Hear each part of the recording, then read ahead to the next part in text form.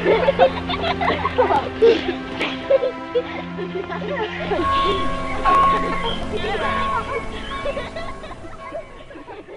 first day of the World Meeting of Families Congress, held in Dublin, has been a day-long marathon. Again, 26 keynote or breakout sessions, as well as a message of hope to the world regarding the future and importance of the family. The first keynote session this morning was presented by the Archbishop of Vienna, Cardinal Christoph Schönborn. The title of his conference was, "In Light of the Word, Celebrating Family in the Judeo-Christian Tradition." In his speech, he commented on 3 texts of the apostolic exhortation of Pope Francis, Amoris Laetitia. Pope Francis does not judge the separated parents. You separated for many problems and reasons. Life gave you this trial. Abstaining from moral judgments, Pope Francis is not abstaining from a very serious warning. It sounds like an outcry. In Italian, he repeats, "Mia, mia, mia." Never, never, never take your child hostage. We have been much too silent about the devastating effects of burdening the children with the conflicts of their parents, Cardinal Schönborn stated. Among those who participated in this same panel was the Anglican Archbishop of Dublin, the Most Reverend Dr. Michael Jackson. He talked about family in the Bible and said that the family has always been a focus of change as well as being a focus of continuity. This is its double strength. Some families are conservative and some families are radical. All of us who live in families are amateurs at constructing and enhancing family life. For this reason, forbearance and forgiveness are to be to the fore. The first panel was titled, Real Reading for Real Families, Lectio Divina, in Home and Parish. It was an interactive workshop facilitated by Maynooth School of Theology. The moderator was Professor Seamus O'Connell, Professor of Sacred Scriptures, and Dr. Jesse Rogers and Reverend Philip Carter spoke. Another speaker this morning was Monsignor Brendan Leahy, Bishop of the Diocese of Limerick, Ireland. In his presentation titled, Handing on the Faith in the Home Today, he stated that it is not difficult to understand why the home is so important. It is the first school of our socialization. It is the place of relationships. It is where we learn the trade, as Pope Francis puts it, of handing on the faith by the very dynamic of handing it on. On the same subject, Rosalinda and Jorge Carrillo from Mexico spoke. They are the representatives of the International Confederation of Christian Family Movements and spoke of their experience as transmitters of faith in their movement. Faith is transmitted through the way of life, which is why the Christian family continues to be the best place where the Christian faith can be transmitted. Parents are irreplaceable in this obligation, they said. Another panel was dedicated to the logic of complementarity, why mothers and fathers matter in Amoris Laetitia. The moderator was Archbishop Bernard Longley from Birmingham. The very nature of God is revealed in the complementary, lifelong, faithful, and fruitful relationship of a man and a woman. In God's plan, men and women are called into relationship to communicate by word, look, and touch. Communication is at the heart of a married relationship, he said. In the same panel, Marie Gabrielle and Emmanuel Menagi from France spoke. For them, by losing the meaning of being image of God in sexual complementarity, the relationship between man and woman becomes the place of competition, of domination. We'll even get organized so we won't need each other. Refusing this complementarity causes suffering. The panel dedicated to the Christian response that we should give to the homeless was very interesting. The moderator was Dr. Maria Rossi of the Juan the 23rd community. For her, Jesus in all his life from birth to death, in spite of loving everyone infinitely, identified himself with the outcast, the rejected, and the cursed ones. He died, in fact, outside the walls of Jerusalem as a malefactor. Why? Because those who are poor, rejected, and marginalized from the society are the visible sign of the failure of our humanity in living as a family according to the will of God and at the image of the Holy Trinity that is a communion of love. On the same subject, Father Sean Donahue, Capuchin of and from Dublin, spoke. No one in our city needs to hunger for food. A Christian response goes beyond food. Besides hunger for food, there is hunger for friendship, recognition as a person, to be included, to be recognized as an equal member of society.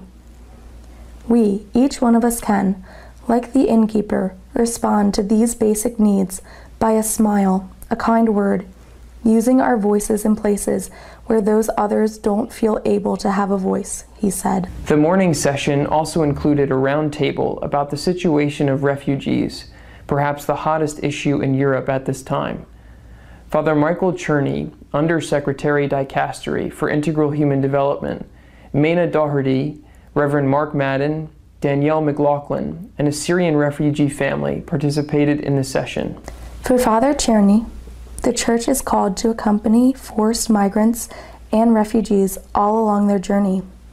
The terribly difficult decision to flee, the long voyage, the anxious arrival, the struggle to integrate, and perhaps another difficult decision to return. On the theme, Dignity and Safety in a Digital Age, Facing a New Challenge for Families, they interviewed, among others, Dr. Thomas and Matthew Lacona of the State University of New York. My subject is protecting children's dignity online. The best way for them to achieve this is to limit how much of themselves they put onto it. I am affirming what many parents already suspect. No matter how many friends you have on Facebook, Facebook is not your friend. The solution here is simple but difficult. Help children to build a social life in reality. A simple step: gather the family for dinner, ban tech at the table, and take turns asking each other questions, Dr. Thomas said. In the second session of the morning, there were two main panels. The first of them had as moderator the Cardinal Gerald Cyprien Lacroix, Archbishop of Quebec and Primate of Canada. His Eminence spoke of the power of love. Our eyes and hearts should always be set on Jesus, for he is the path leading to our joy today. His love is overwhelming, and his spirit is spread in our hearts, like a fire giving us warmth for consolation and light for guidance. We all know, out of experience, that life is not an easy road to follow, and that many obstacles strew the life of couples and families, he said. In the same panel, Mavis and Ron Parola from Sydney, Australia, spoke. For them, marriage is a sexual sacrament. We come to our spirituality through our sexuality, not despite it. In fact, the one distinguishing feature between our sacramental relationship and that of all other good Christian relationships is sexual intimacy. It is a means of lifelong bonding and a source of great joy.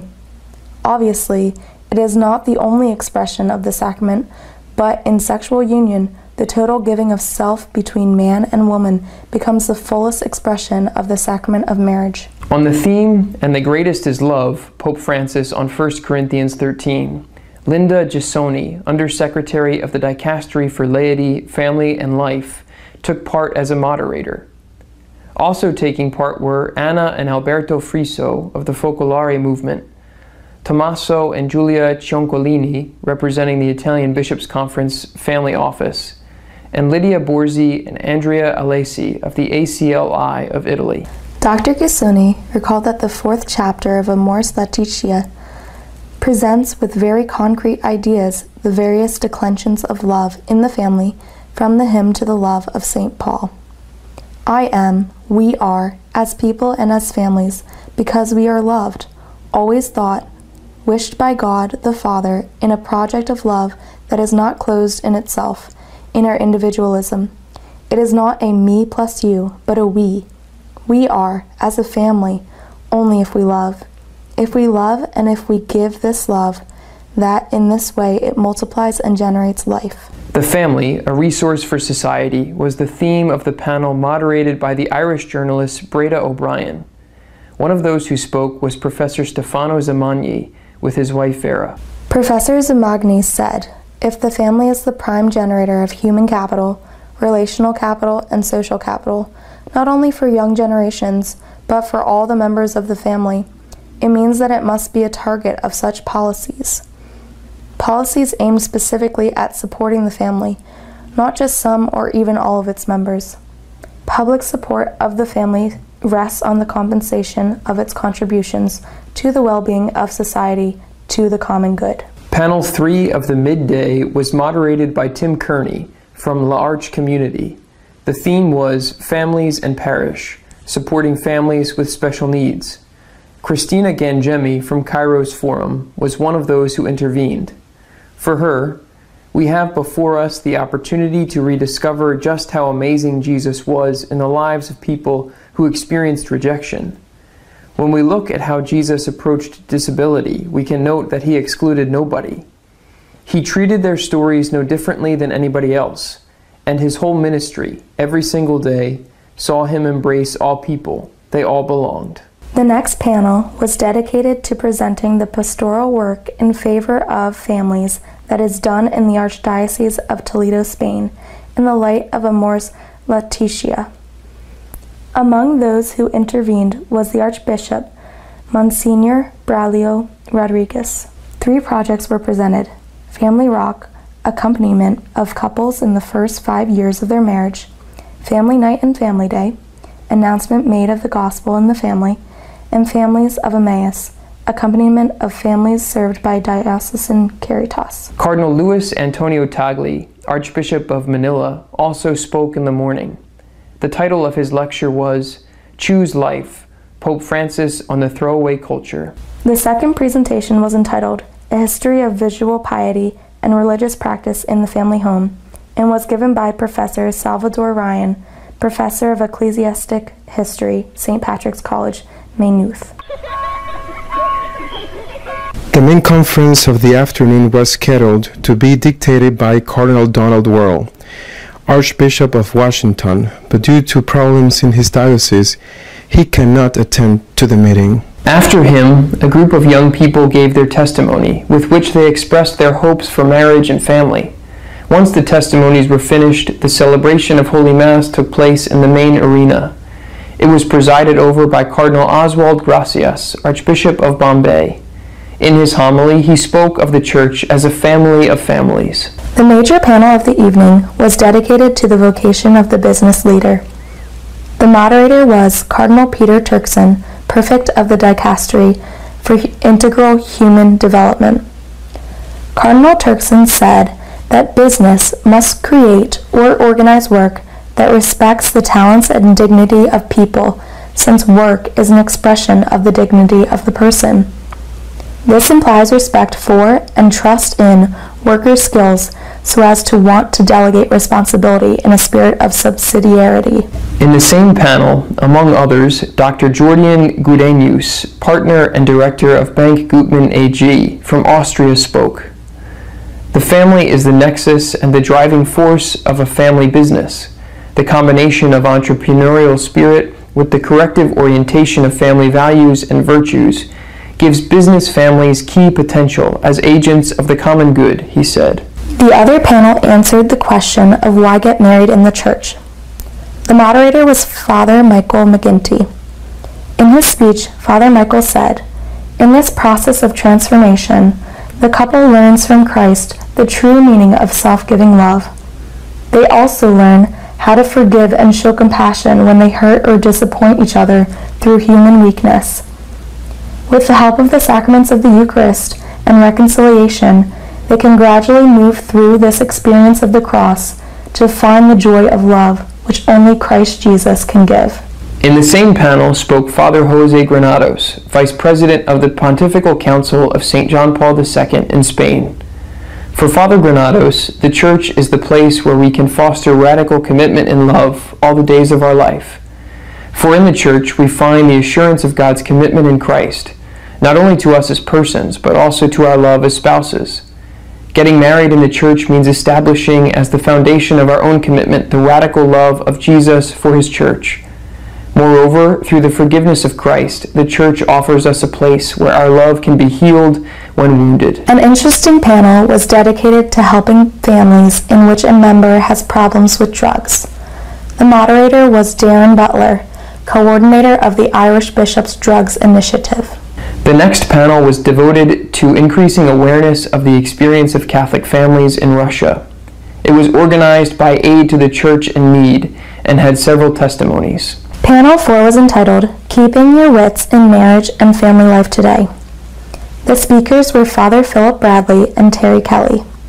For them, conflict happens in every relationship.